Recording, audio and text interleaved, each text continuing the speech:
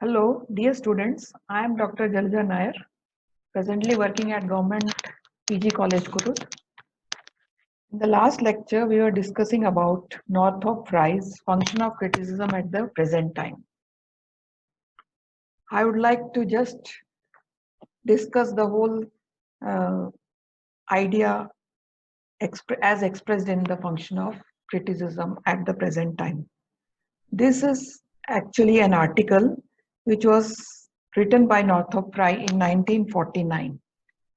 And as you all must be knowing now that he was a Canadian literary critic and he wrote a number of essays and a number of books not only on Canadian literature but also on Christianity, religion, culture, politics, etc. So in this article, which was added as an introduction, polemical introduction to the book titled Anatomy of Criticism. This article focuses on the main concept of criticism. Frye wanted to defend the need of literary criticism, and in this article, he also distinguishes the genuine literary criticism from other forms of criticism and the difference between the direct experience of literature and the systematic study of literary criticism. In this essay, Frye has discussed about the importance of criticism. What is the why criticism is essential? So he says that criticism is essential for understanding literature. It is criticism which has helped great artists like Shakespeare to gain popularity. According to Frye, criticism is a structure of thought and knowledge existing in its own right with some measure of independence from literature. It studies the relation among the works of literature. It is the criticism of a work of literature that explores the inner meaning and brings out every detail of the work. In this article, before discussing about other aspect of criticism, he advocates for the autonomy of literary study. He wants that literature should be unique and separate. He rejects literary study based on disciplines like Marxism and psychoanalysis. Literary criticism should derive principles from literary texts themselves. He sees the application of any external ideology to literature as a departure from genuine literary criticism. Another fact that he has dealt with in this article is that he has discussed the difference between personal taste and genuine criticism. Personal taste is influenced by the prevailing morals, values, and tastes of the society. Frye proposes a genuine literary criticism which draws its method from the body of literature. Literary criticism should be a systematic study of the works of literature. And apart from this, he also has stressed that criticism is a form of science. So he feels that there should be a systematic study of literature. And he also supports that criticism should be a scientific and progressive one because he considers criticism as a way to guard the integrity of discipline from external invasions. Apart from what is criticism, he has also discussed about the role of critic. And he says that the role of a critic is very significant as far as criticism is concerned. A critic tries to identify the category of literature before he examines the literature on the basis of other aspects such as the author's life, historical context, etc.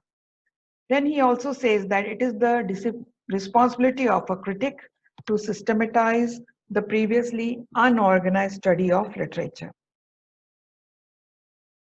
And he also considers a critic as a pioneer of education and a shaper of critical tradition. As regarding his views on critics, we find that it is similar to what Matthew Arnold had said in his criticism, in his essay, Function of Criticism in the Present Time.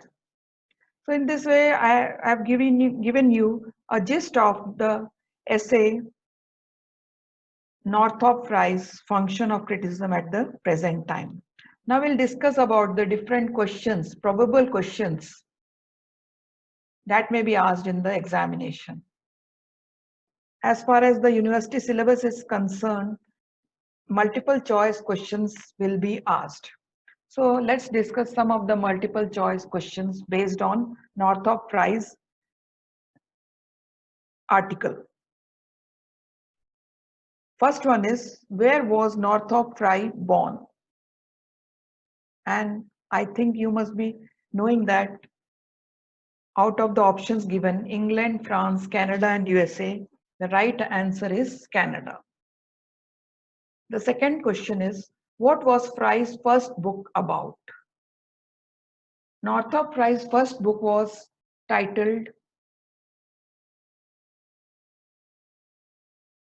Fearful Symmetry, which was based on the poetry of William Blake. So here out of the option, William Blake, Homer, Shakespeare, and Virginia Woolf, William Blake is the right answer. Which literary movement was most famous during Frye's time? The options are postmodernism, feminism, new criticism, and deconstruction. And the answer is new criticism. Now the next question, what did new criticism focus on?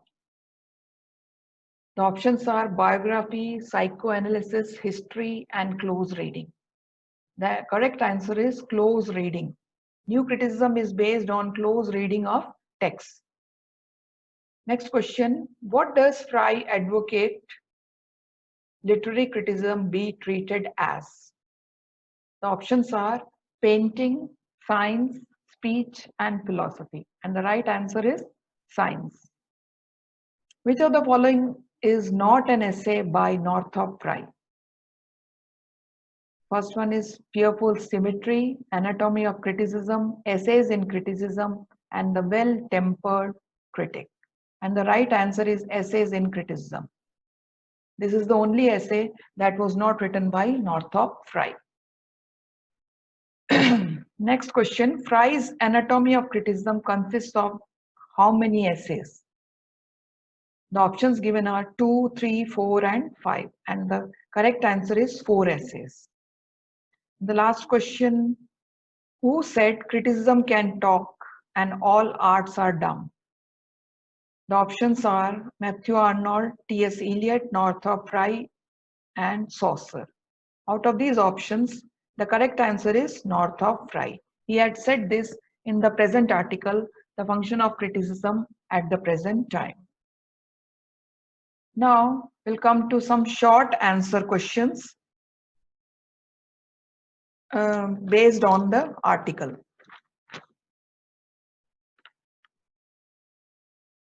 First one is literary criticism. How is literary criticism a science? Now regarding this, as we have discussed the essay, the article also, we can say that literary criticism, Frye considered literary criticism as a science. He felt that literary criticism should be inductive. It derives general principles and category of literature from reading the literary texts themselves. And he says that this is how a physicist derives law of gravity from watching rocks fall. So in the same way, he says that based on that, literary criticism can also be considered as a science. And mainly Frye was interested in a scientific, systematic, and progressive criticism as a way to guard the integrity of the discipline from external invasions. Although he agrees that literary criticism is not an exact science, but unlike that, it is progressive and they choose different but complementary critical paths. In his desire for criticism as a science, he contends that one learns criticism and not nature, just as one learns physics and not nature. So he says that criticism has its own conceptual universe that the critic creates and dwells in. Now, the second question that may be asked is what is criticism according to Frye? Now, regarding this question, I have already discussed it.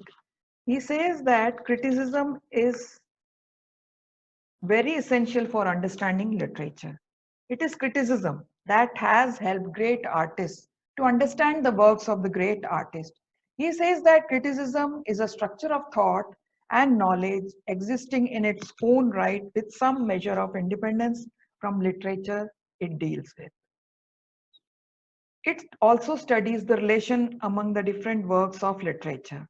So he says that it is criticism of a work of literature which explores the inner meaning and bring out every detail of a work. And as far as criticism is concerned, Frye advocates for autonomy of literary study. He wants that literature should be free from any other disciplines. He feels that literary criticism should derive principles from literary texts themselves. Now the next question, probable question, short answer question is regarding the role of a critic. Now here in this article, Northrop Frye has stressed on the role of a critic. He says that the role of a critic in literary criticism is very important because criticism mediates between the artist and his public. And he has also differentiated critics into two types: the critical reader, the person who faces the public, and the second is the critic proper, that is the author. And he says that it is the duty of a critic to identify the category of literature before examining it on the basis of aspects such as author's life, historical context, etc. Then he also says that it is the responsibility of a critic to systematize the previously unorganized study of literature. As a shaper of intellectual tradition, the critic must organize the material within a critical framework that follows the natural contours of literature. Then he also says that a critic has to identify the different levels of meaning in a literary text so as to identify and classify them. In this way, he has discussed the role of a critic in a elaborate manner, and he also considers a critic as a pioneer of education and a shaper of literary tradition. Now, apart from these short answer questions, I'll also discuss the probable questions, the long answer questions that may be asked on this article, function of criticism at the present time. First one is critically evaluate Northrop Frye's The Function of Criticism at the Present Time. Second one, what are the function of criticism according to Frye? Third is give an appreciation of the essay, The Function of Criticism at the Present Time.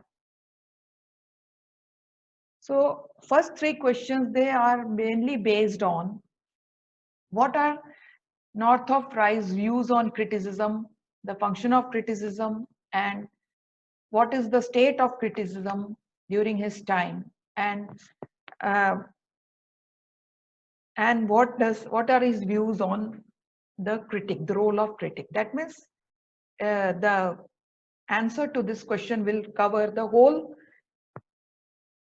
views of Northrop Frye on the essay. Then regarding the function of criticism, it is also similar to there also you have to answer about the different aspects of criticism that Frye has discussed in this article. And appreciation of the essay is again same. We have to discuss about all aspects of criticism which Northrop Frye has discussed in this essay. Then just now I have discussed about what are the duties of a critic according to Frye. So based on the essay, we have to discuss about what are the duties of a critic, or it is also similar to role of a critic in criticism. And last one is about, we have to discuss about what is the contribution or the role of Northrop Frye as a critic. So in this way, these are the probable questions that we have to discuss, and I hope that you can prepare your answers on the basis of my lecture. Now I think I have covered all aspects of this essay, and I expect all of you to prepare your answers based on my lecture. Thank you.